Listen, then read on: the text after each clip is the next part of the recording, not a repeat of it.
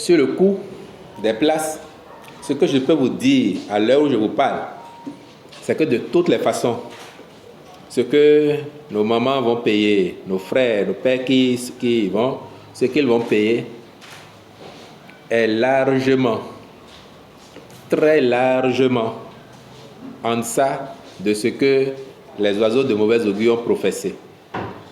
À savoir qu'on va exiger 50 000 aux dames, 100 000, même plus, qu'il faut avoir le BEPC pour vendre dans ces marchés-là. Vous vous souvenez, ce n'est pas nous. Ça a circulé d'une certaine chapelle, que ces marchés étaient trop beaux pour les femmes béninoises et que le président Talon ne les a pas construits pour elles, parce que le mois venu, on allait leur exiger le BEPC au moins, ou qu'elles prendraient leur place à 50 000, 75 000, 100 000. Je peux vous dire qu'à l'arrivée, ce qu'elles vont payer sera très très largement en deçà de ces prévisions que ces personnes ont faites. Tout se fait de manière participative avec les femmes dans ces marchés. Donc sur les redevances aussi, elles sont consultées, ce qu'elles sont en capacité de payer chaque jour comme redevance. Et pour l'instant, leur proposition elle-même, ça va de 300, 400 francs, 500 francs par jour. Certains ont même dit 600 ou 700 par endroit dans les consultations. Donc voilà globalement.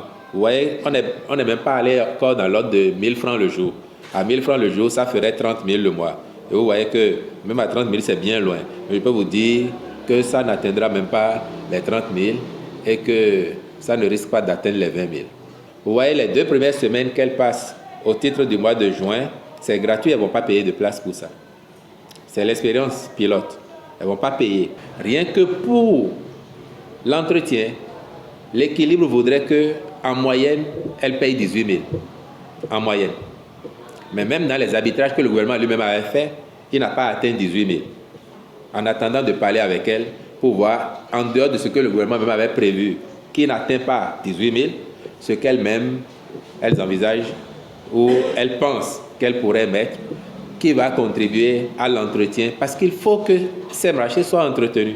Quand on a évoqué la fermeture, j'ai entendu certains commentaires. Les gens disent, pourquoi fermer? Vous imaginez bien qu'un tel marché, s'il ferme le soir, il faut que des équipes viennent remettre les choses en état entretenu pour que le lendemain, les bonnes dames viennent s'installer.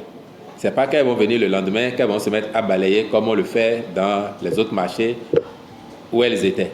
Donc, il faut que les équipes travaillent, mettre tout aux normes, ouvrir à temps, qu'elles viennent s'installer et que le soir, quand elles ferment, les équipes aient également le temps de remettre les choses en bon ordre.